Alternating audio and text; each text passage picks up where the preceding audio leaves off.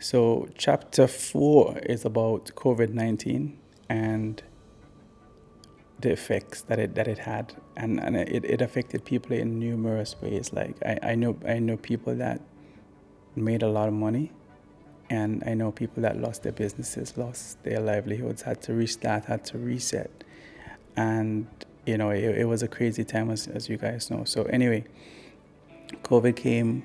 We're doing corporate videos. We can't see anybody. We can't meet anybody in person. Like, how do you produce a video if you can't interact in person? And so that was a big hit. And at that point, I'm like, well, what do I do at this stage? I knew what I wanted to do. I knew I wanted to create videos for brands and businesses to use in their marketing. That was pretty much what I wanted to do. But I hadn't really considered product videos. I think it was a time where we were watching a lot of YouTube. So I'm watching a lot of YouTube, and I'm seeing these creators like Daniel Schiffer, I'm seeing Austin Paul, a couple of the guys. I'm watching the Peter McKinnons, the Matties, and over on YouTube. And I'm like, you know what? Let me try my hand at product and see what happens, because that's all I can do. I can't really reach, I can't really shoot people. So at the time, my partner was starting, or was already started a business selling products for postpartum and that kind of thing. So I was like, let me have a go at this. So I took a couple of her products and I said, let me create a video. Let me create a product video, a product that you can use to help to sell the products. And that was one of my first product videos. And also, I started there was a resurgence, a resurrection of my YouTube channel, that there wasn't really much content on there before, more than personal videos. But I started my YouTube channel, then I said, let's try the YouTube thing. Everyone's on YouTube, everyone's doing that right now. And posted the behind the scenes of that video that I created. And it just took off. It just took off. And to be honest with you, it's probably one of the best performing videos I've ever made, which is crazy, because after that, I've tried to replicate what I've done. In my opinion, I've created a lot better videos than that. And up to now, they can't touch it. So anyway, it's a side story as to how the YouTube kind of took off, and I started doing more, and I started creating more videos of different products, random products, just testing, just practicing, refining the processes. And I was like, I kind of like this product thing. I think one of the reasons why I'd liked it too is the fact that I was getting discovered. I was getting discovery from across the world, like YouTube. There's no geographical boundaries here, and the fact that the clients can then ship their products to me, and I create a video without even meeting them in person. I was like, this could be something, could be onto something here.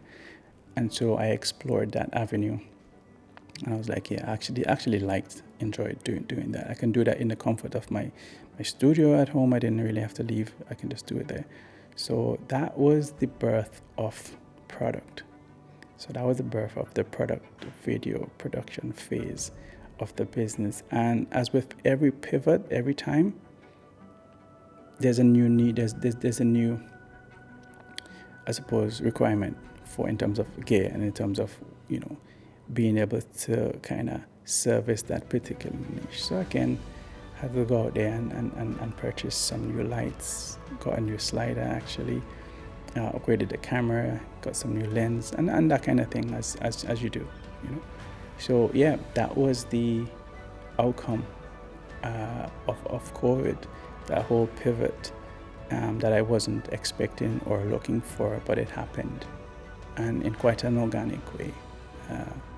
So yeah, that was where the product video production side of the business was birthed. So I kept operating from the studio, from the home studio that I originally built for the maternity and baby studio from before. So I'm in that space, and it's still being functional as well. So I'm operating in there for maybe a year or two, couple of years, and it used to be a big space, and now it's getting smaller, and I'm realizing I'm acquiring so much gear that I really don't have much of an actual working space, and it's closing in on me, and I'm starting to think like, well, I don't need to stop buying gear, or I need to find somewhere bigger. And it was around this point when I started looking into motion control and visual engineering and all of that crazy stuff. And yeah, but I knew that's where I was headed, like the direction I was headed in terms of products and pack shots and the whole, visual engineering aspect of that. That's where I wanted to go.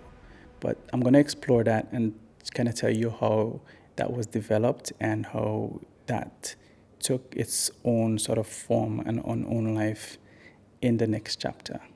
So I'll see you then.